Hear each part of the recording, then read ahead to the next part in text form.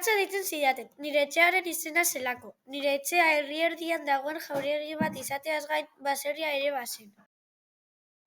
Zarautzen bizi nintzen, itsasotik oso gertu, 202 pausoetara. Hondartzako futbolean traketsa nintzen, eta atezain jartzen ninduten.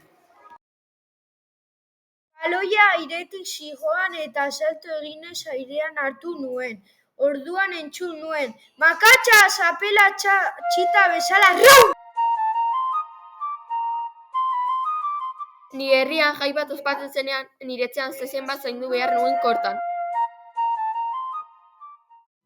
Itsasoa, zinema eta barberia, 3 leku horietan egin nuen amets. Itsasoari begira nire burua Indian, Amerikan eta Inglaterran imaginatzen nuen. Zineman berriz Cantinflas, Sandokan eta Nodoko futbol partidekin osatzen nuen. Eta barberian futbol aldizkariak begiratzen nituen gogo. Ez dut inoiz ahaztuko nire aitak esaten zidana, bitan neurtu eta bi nebaki. Gol bat sartzen zidatenean, labankada bat saietzen artean sartuko balitz bezala sentitzen nuen. Zast, sastada bat.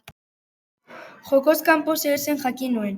Offside, ingeleraz, euskaraz berriz, orzain ulertzen genuen. Garea, area eta zarea, nire bizitzan nabarmendu ziren 3 hitz. Futbol zelaietan area markatzeko karezuria erabiltzen zen. Niri gustatuko zitzaidan area bat izatea, nire etxea izango zena. Baloia sarean zenean, sart, uso bat sarean harrapatuta. Hondartzako futbola utzi eta Zarautzeko klub deportiboan fitxatu ninduten. Nire bizitzeko usaiak hauexek ziren, belarra bostu berria, kresala, arroketako algen usaina, puruaren kea, ligimentua eta eskolako usaia, klariona, lapitza. Atezaina izatea mareen gora berak bezalakoa da, batzuetan gora eta beste batzuetan bera. Kantatzea nuen gustuko. Parrokiako abesbatzan kantatzen nuen. Atezainen akatzei kantada esaten zitzaion, baina honek min egiten zidan. Banuen 4. lagun bat, bakardadea deitzen zen.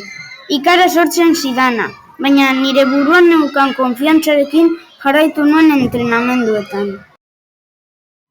Lesio batek min egin zian, baina aitaren euk ikusi hark min gehiago. Aitak hasieran ez zuen nahi ni atezain izatea, baina egun batean, isilean, eskularru pare bat oparitu zidan. Errealeko ikuskatzaile bat sarri-sarri etortzen zen ni ikustera, baina azkenik Baskoniak fintzatu ninduen. Trena hartu nuen Basaurira joateko. Baskonian dena zen berria, hiria, jokalari, kideak, entrenatzailea, ekipo berri bat. Baskoniatik Atletikera joan nintzen. Handik aurrera nire amets guztiak zurigorriak izan ziren. Gaur brontzesko estatua bat naiz San Mames aurrean. Gauero Guggenheim aldera joaten naiz arma beltzarekin.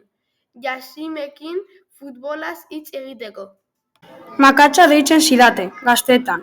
Gero San Mamesen El Txopo, luzean nintzelako. 2 goitizen, 2 zuaitzekin harremanetan. Amaitzeko gogoan dut aterrizaleek asmatu zuten kanta. Iribar, Iribar, Iribar cojonudo, como Iribar, no hay ninguno.